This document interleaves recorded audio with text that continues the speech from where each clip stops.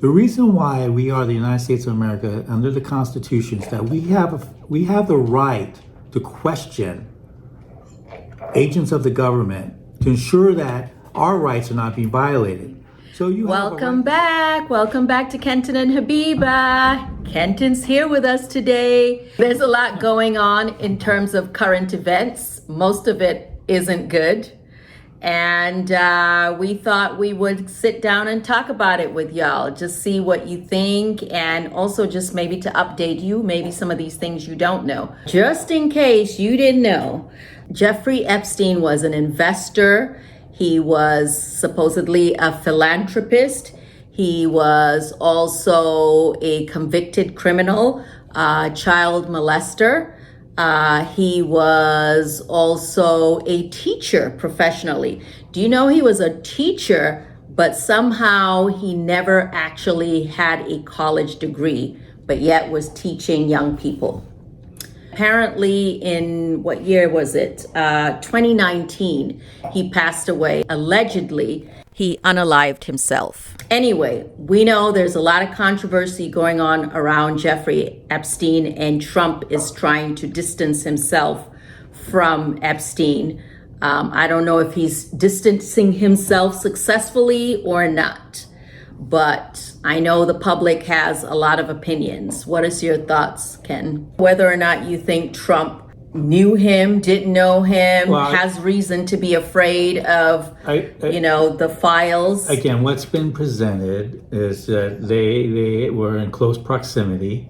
How close are they, or were they? I mean, close enough that they had a business deal in Florida, a real estate deal that kind of went south, but they were very familiar with each other. Have you ever had a personal relationship with Donald Trump? What do you mean by personal relationships?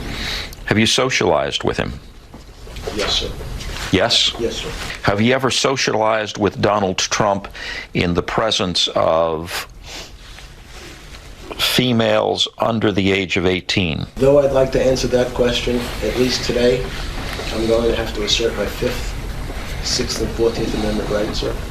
But promises have been made and promises haven't been kept. And I think that's really at the gist of this whole thing, where there's been a lot of public uproar because during the course of, again, different administrative officials, from the Attorney General, Pam Bondi, Kash Patel with the FBI, Director of the FBI, and Trump himself have said, we're going to release this Epstein file. And again, it's not like it's one file. You basically have full investigations. And Epstein was being investigated not only on the federal level, but he also had investigations that were occurring in Florida as well. And his case was dismissed there. So there's a lot of questions that, again, in regards to the intersection between privilege and criminal justice. There's no doubt that that basically they knew each other, right? Well, clearly, they knew each other, and that Epstein was engaged in a criminal activity, and also his partner in crime, Miss Maxwell, Ghislaine Maxwell, who has been convicted and serving time for trafficking, sex trafficking, and so forth. And that's really where the real issue comes in: is that how much does she know, how much does she doesn't know? Because a lot of the discovery stuff has been sealed in her case. So the question is that how much can you release, and without also, because there are also issues in regards to harm to third parties, named or unnamed, and also in regards to the victims too, because not all victims want to be also outed as well. So that's part of the needle that has to be threaded in it. So it's not as simple as just go ahead and open it all up. Right, but also to go in a different direction.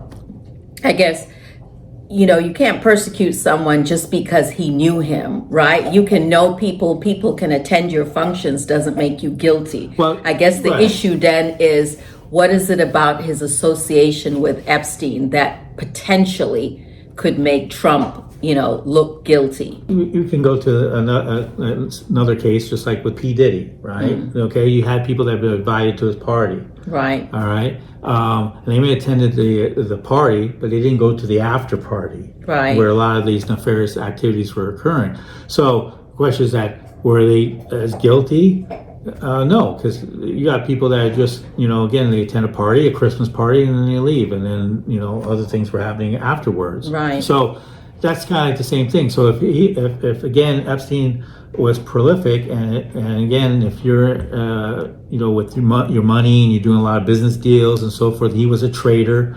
So whether I believe it was an equity or... They said something about financier. Yeah, I'm financier. like, what does that mean? Well, again, he was Financier. trading in stock. He was trading in financial instruments. So again, he had a very extensive list of people that he knew. Mm-hmm. But did that mean every one of them were involved in his activity? Absolutely not. Right. So that's the thing. And so you could do more harm to individuals by releasing it without any type of context. And that's also part, so that's a valid concern. And so actually today, the judge that was presented, I believe a district judge, I don't have the details, but denied Trump's Department of Justice request to release the transcripts of the grand jury. Because I believe that's the part of the concern, is that, again, just throwing things out there, you could basically create guilt by association. But that doesn't mean that they were actually involved in any of those activities or even aware of those things, right? Sure. First, to back up on that, in February, I did an interview on Fox, and it's been getting a lot of attention because I was asked a question about the client list, and my response was, it's sitting on my desk to be reviewed, meaning the file along with the JFK, MLK files as well. That's what I meant by that. Also, to the tens of thousands of video, they turned out to be child porn downloaded by that disgusting Jeffrey Epstein. Child porn is what they were. Never going to be released, never going to see the light of day. To him being an agent, I have no knowledge about that. We can get back to you on that. And the minute missing from the video, we released the video showing definitively. The video was not conclusive, but the evidence prior to it was showing he committed suicide. And what was on that, there was a minute that was off the counter. And what we learned from Bureau of Prisons was every night, they redo that video. It's old, from like 1999. So every night the video is reset, and every night should have the same minute missing. So we're looking for that video to release that as well, showing that a minute is missing every night. And that's it on Epstein. So again, being balanced with Trump, again, is saying like, yeah, just because he knew him doesn't necessarily make him automatically guilty. However, the concern is then why is he then working so hard to not even just release, but even approach the subject at all. Basically an accounting of that. That's the political piece.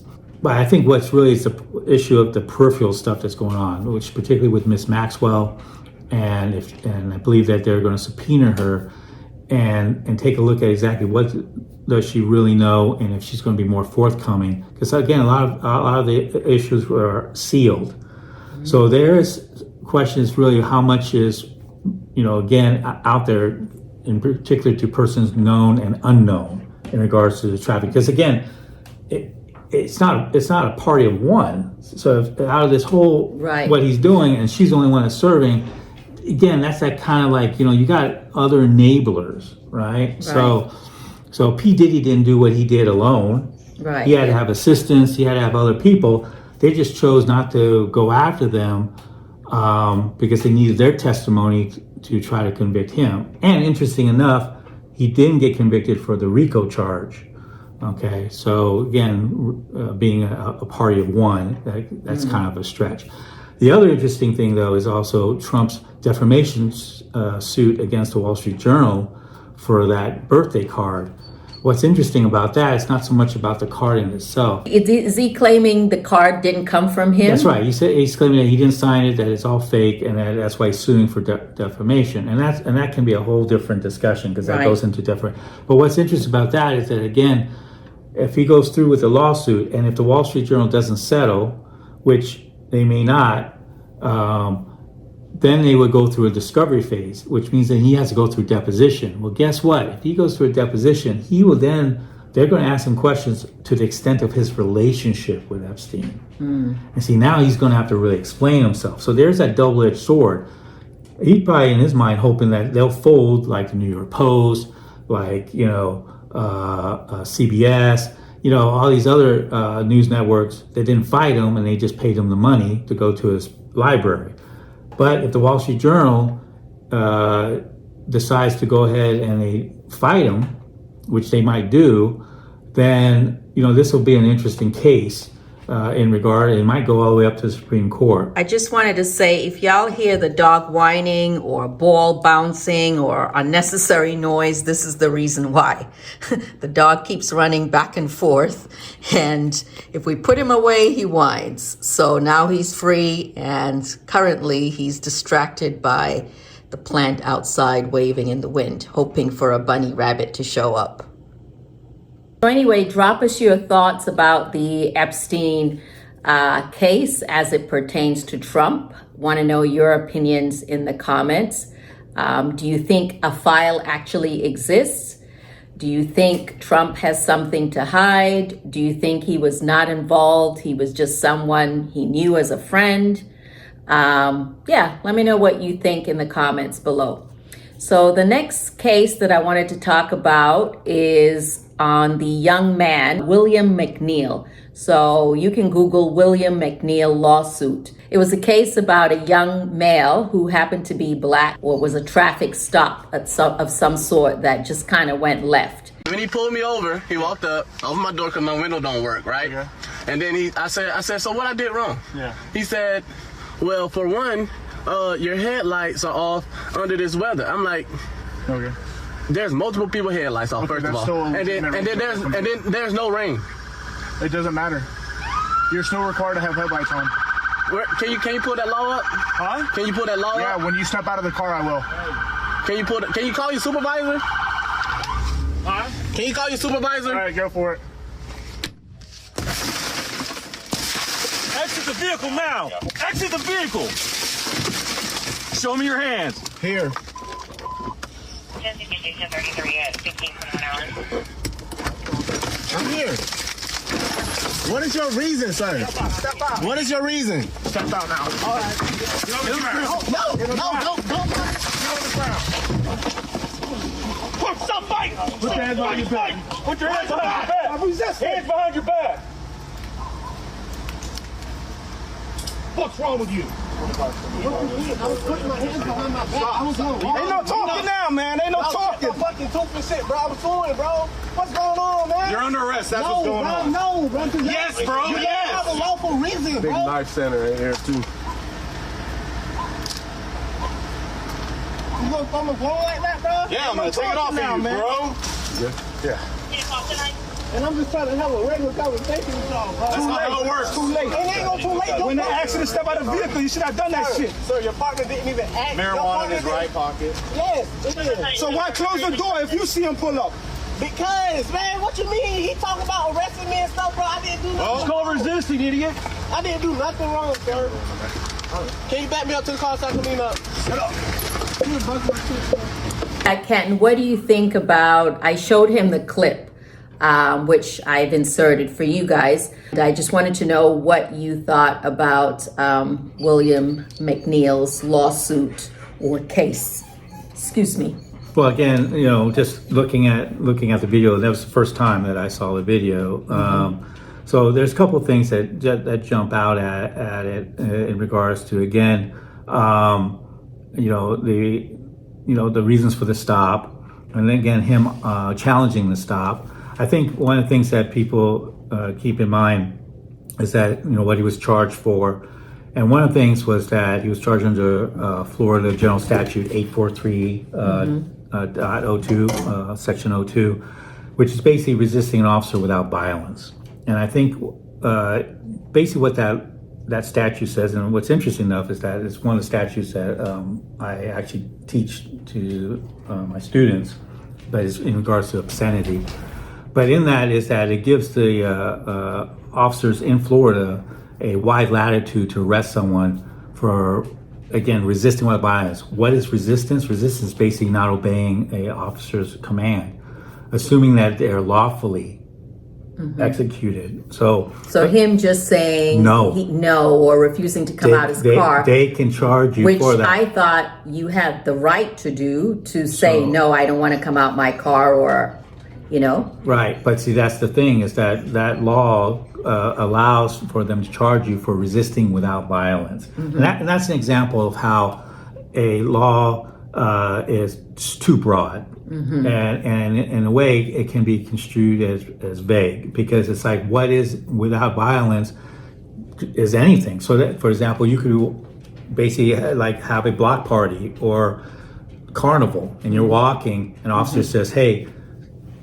get off the sidewalk, and you said, excuse me, I'm sorry, I couldn't hear you. He says, get off now, and you continue walking because you're trying to get off where it's safe, and then he goes in and arrests you because you didn't move fast enough, and then he'll charge as what? Resisting without violence, because you did not, in his opinion, obeyed his lawful command fast enough or quick enough. You'll probably get it tossed, but in the meantime, though, you get charged, Right. you got a ticket. See, this is the thing. You got roughed up, You got like in roughed this up. case. You get unintended consequence, and so car door smashed. and so this is an a example window. of where you have officers, instead of de-escalating, they Right. immediately escalate. Right. And what's interesting is that section, that general statute 843, subsection 02, is a misdemeanor. So it's not even a felony. It's not even that serious. It's Right. a misdemeanor. It's equivalent to like jaywalking. Right. I mean, he got stopped because what? They said He didn't have lights. He didn't say to have his lights on, Or- and his and his seatbelt. seatbelt wasn't on.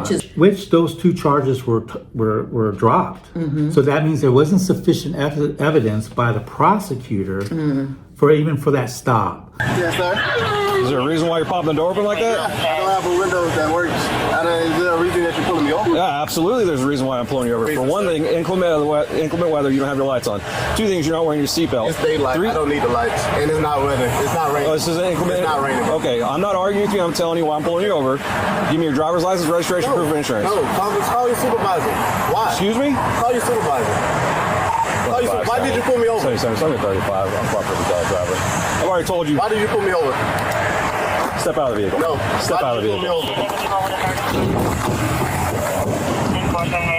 So that even raises the question: was that stop really for those reasons, or was it what they call a pretextual stop, meaning that they were looking for a reason because they're hoping to find something else? Yeah, a young black male in a car, possibly drugs. So was this an issue of profiling? And this will be part of the things that will be part of the discovery that Attorney Crump and his team will look at. Right. So those are things that you start coming up. But again, what's really problematic is this law, because this law is allowing police officers to really overreach, to basically, if they just subjectively do not feel like you are challenging their authority, then they can use this law as a way to basically arrest people. And as you can see, escalated up to where now they're using physical violence and stuff. So this raises issues of training. This raises issues of really But civil rights. it's not a problem with training because they're actually doing what they were trained to do. It's a problem with the law, right? Because the sheriff is saying they didn't do anything. Well, he has to do that wrong. because he's got a lawsuit. Yeah, Eric. Yes, sir. I know that he was charged with resisting arrest without violence. Yep. But there was, when I go back and look at the other video, from the cell phone video, Yeah. I can understand the officer punching the window out. But what I don't understand is, and I know you said that this was not ruled criminal, sucker punching the guy in the jaw. First of all, let me stop you. Not a sucker punch. I'm not excusing that administratively. I'm going to say that to you one more time. I'm not excusing that administratively. There are things that we definitely need to look at. But the context of this video should tell you everything you need to know. Well, I take it, it looks like it's a sucker punch because he's looking straight and you see this. Right. Okay, and then you see them pull him out and then you see a couple of punches to the face. Now, again, I understand breaking the window, but they charged him with resisting arrest without violence. So I saw a lot of violence. I think the public saw a lot of violence against somebody that was not violent. Well, first of all, Eric, don't try to talk the public into what they saw. They just saw the same video as you saw. So what we're doing, what I'm saying is that it is what it is. This is the information that I want to share with the public in context without a short clip. It's very important to do that because it provides a lot of information to the public. And you brought up the It's important, let me finish. It's important for the people to know that you're not allowed to resist a police officer when he's doing his lawful duties. It's been dealt with several different times. You don't resist when you're doing your lawful duties. You don't deserve to get violated, but you deserve to get what's necessary to get you under control and get you and take you into custody. Sheriff, So I'll leave there. Go ahead. One of the Jake. discrepancies people are seeing between the police report and what we saw in the video, and even what we saw in that video, was the allegation that McNeil had reached down for the knife. That was in the police report. But Where'd you see, what police report did you see that in? in the arrest report for McNeil, that was stated that the officer saw him, reach for the knife that was on the floorboard. The video that was posted to social media, and even in there, I couldn't see any clear indication of that. I mean, do you see that when you're watching this? No, this actually, video? I don't see where his hands are. I can't assume, Jake. No one can assume. We operate off facts and facts alone. I can't make assumption. All I can go by when I read those things is what's stated in the report. I'm not saying whether it's true or whether it's not. I'm saying no one sees his hands at that point. He says, put your hands up, then his hands come up. But it was after the strike to the face. Like I said, again, I'm not trying this case in front of the public. I'm trying to give the public the information in context of what happened. No one saw his hands at that point. Don't know what happened from there, but that's part of the investigative process. Yes, ma'am. He's not going to admit. Even prior to the lawsuit, I think he was basically saying this was, quote, administrative or... Well, but by saying it's administrative, it is an admission that there's a problem. That problem is training. He's trying to say that it's not something that is severe enough that it's going to be criminal. But you got to remember, you got two different things. You got basically, is it enough that you talk about criminal assault? Well, that's something totally different. But, but then again, is there a violation of civil rights? One could say possibly there is. Right. Okay? And again, is also the question is that it's excessive force. Is that, and that's where, by you saying administrative, then this is where training comes in. Did they follow what they're trained to do? If they did not do what they were trained to do, then that's false. Then it's excessive. You did not do what you trained to do. So that means that if they didn't do what they were trained to do, they need to be fired. They need to be whatever they need to do, or whatever discipline. That's where the administrative part comes in. But then those officers are then liable because they weren't doing what they were doing under banner of color of law. Okay, under banner of law. So that's part of the other issue. The other issue is that if they did do what they were trained, right, then they may have been trained incorrectly.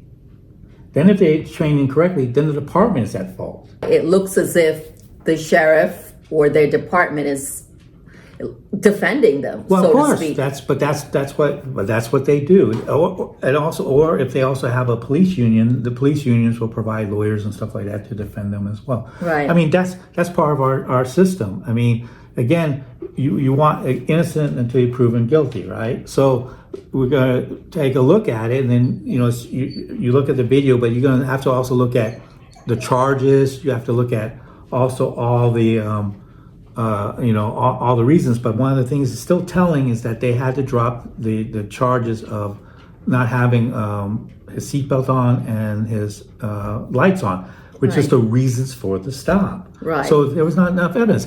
Again, the officer kept saying that it was incremental weather, right? Right. But the thing is that how you define that. See, definitions And matter. it wasn't raining. It's not raining. And there was light. Well, it's light. We could see clearly. But the thing too is that, again, how you define it. So in North Carolina, we have that law too. Right. But it's defined as that if your window wipers have to be on, then that defines, it makes it very simple. If you have to use the wipers in order to be able to see, Right. that makes it incremental weather. Means then you should have your lights on as well. So that's all those things. So here you have it again. Things go left when they become too subjective. Right. Again, this goes back to training But it also goes back to the individual officers, and these are decisions because these things can turn into life and death situations. Absolutely. Right? And thank God he was filming himself. That's right. And that's why it's important to have films. Many police don't like that. And this is where that, again, going back to that law in regards to resisting arrest without violence, this is how also some jurisdictions, some police officers use that as a pretext to stop you from filming. Because you're interfering. And then when they tell you don't film and you say, no, it's my right to film, and then they go ahead and arrest you because you're resisting without violence.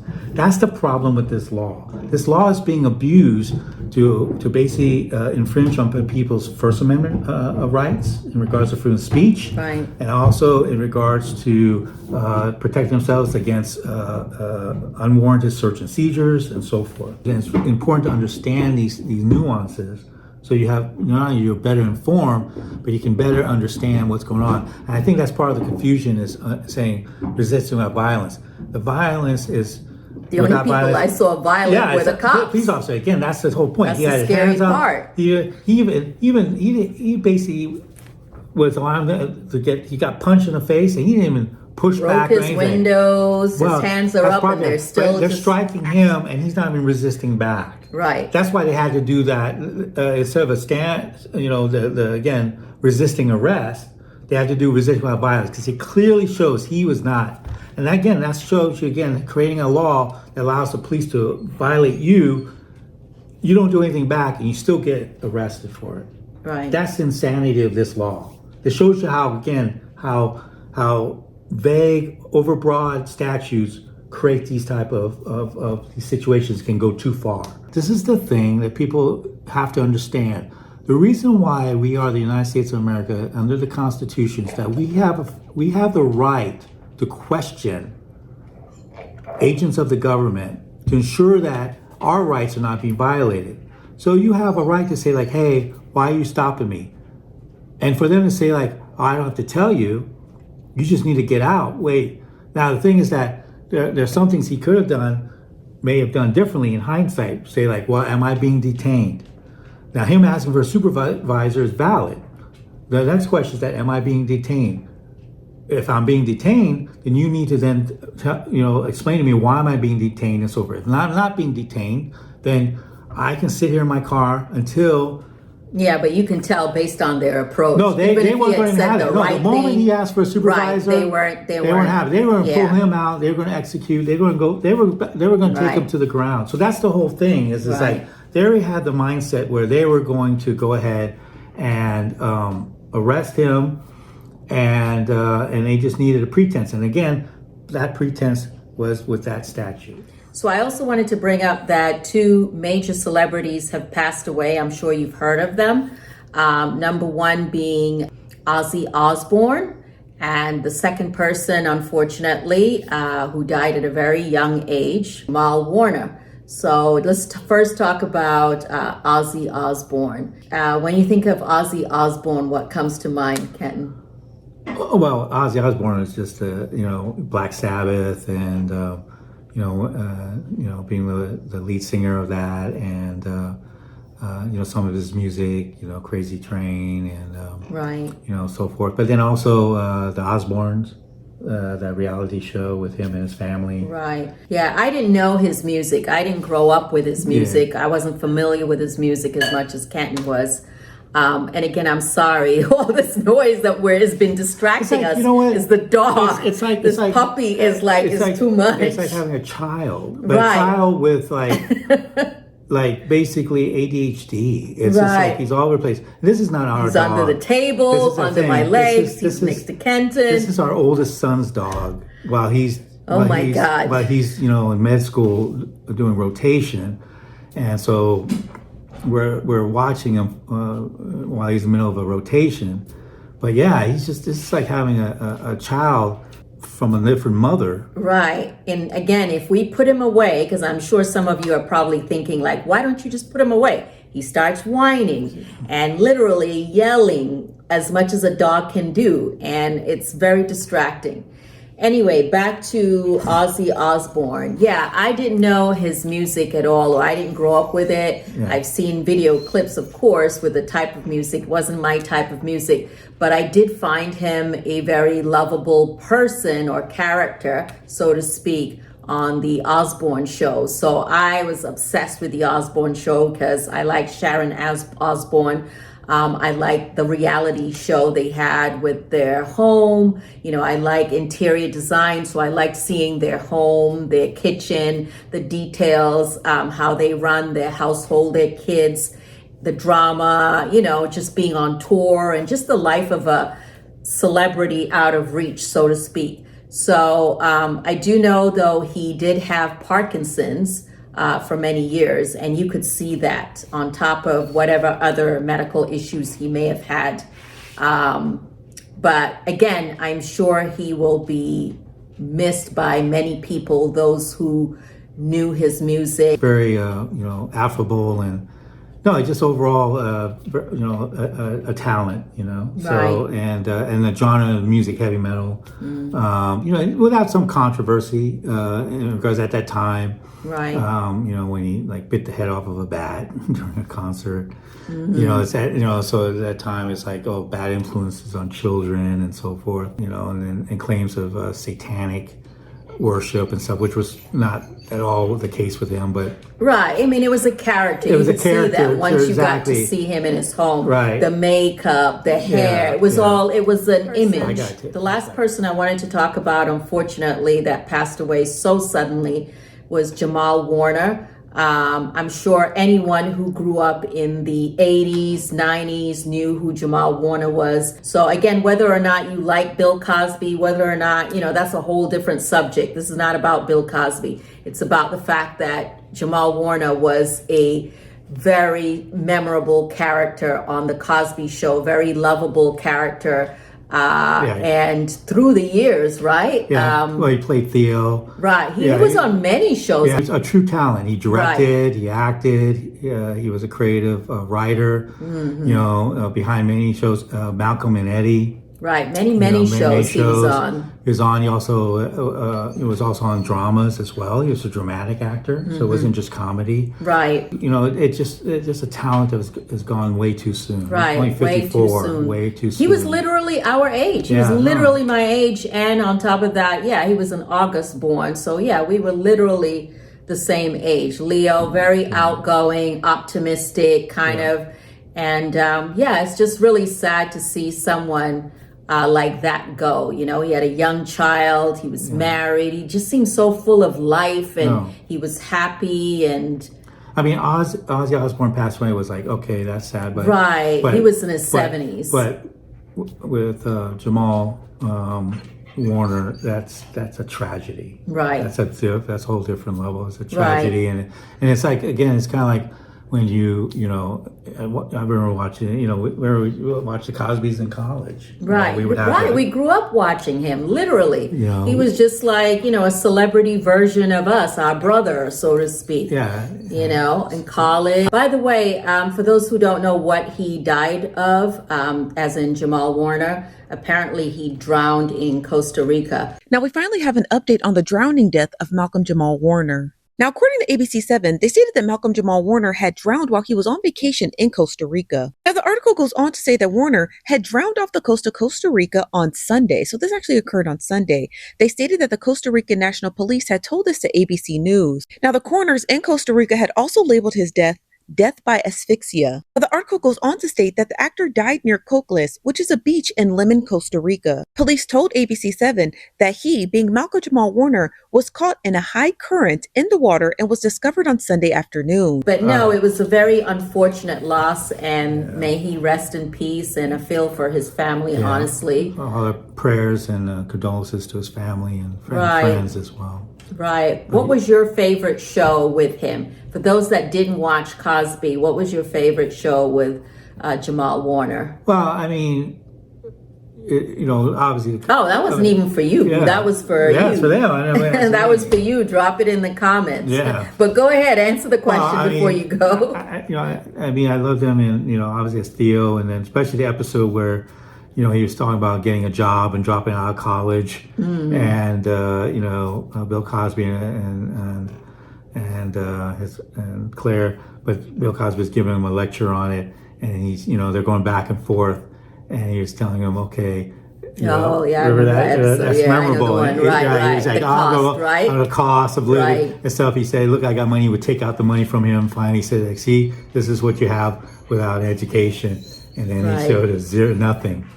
So I think that was a memorable. And then also Malcolm and Eddie was, with Eddie Griffin. I think that, to me, I like that show too. You know, and then he also played apparently a husband to Tracy Ellis Ross in another show. Right, he was her TV husband. So I had finished editing the video and this happened. Hulk Hogan dies at age 71. Hulk Hogan was, as you know, a wrestling icon, American hero to many people. I'm not going to say that I was a fan of Hulk Hogan as an adult, but he definitely made an impression on me as a young child. I remember when I would come to the United States, and in the 1980s, he was all over the magazines. He was all over television. I didn't know much about him except that he was this muscle man who wrestled. Unfortunately, as an adult and as a person of color, I had a different opinion of Hulk Hogan. However, that's neither here nor there. Apparently, he had some back issues, and there was reports that he had had neck surgery, and I'm not sure if he was on chronic pain meds and that contributed. However, there were several reports that he wasn't doing well, and he was removed from his home on a stretcher. The coroner's report was that he had had a cardiac arrest. Breaking news, legendary professional wrestler Hulk Hogan has died. The WWE announcing on X they are saddened to learn that the Hall of Famer's passing, calling him one of pop culture's most recognizable figures. The 71-year-old, whose real name was Terry Gene Bollea, made his wrestling debut in Florida back in 1977. Shortly after, what was called Hulkamania helped usher in the 1980s wrestling boom. Hogan also notably took the stage on the final night of last year's Republican National Convention in Milwaukee. When they took a shot at my hero, and they tried to kill the next president of the United States, enough was enough. And I said, let Trumpomania run wild, brother. Let Trumpomania rule again. Let Trumpomania make America great again. What more do we know, Joe? Yeah, so we do have a statement now from the city of Clearwater, which is where Hulk Hogan lived, and it said the nature of the call that was made, 911, was a cardiac arrest. He was treated by Clearwater Fire and Rescue crews, taken to a hospital, and that's where he was pronounced deceased. We are expecting to have a news conference with Clearwater officials about an hour from now. But when you talk but anyway, folks, I hope you, well, I shouldn't say enjoyed, but I hope you found this interesting, and yeah, let us know educational. your thoughts. You know, the whole, also some of it is to just, you know, give you kind of different perspective and maybe, you know, clarification on something. If you have questions or you want to go more in depth on something, just let us know, you know, and be more than happy to to go that, because some of these things, you know, you want to, you know, tear it apart a little bit more. I'll come back with another video that might be a little bit more upbeat on this No Niche channel. You never know what to expect. Oh, see, you can see he wants to say hi. Look at him. He wants to say hi. Lord Almighty. Lord Almighty. He's Kenton's new son at this point. He's Kenton's new son. Doing the most. All right. All right, y'all. We'll see you later. Bye. He's got to go out.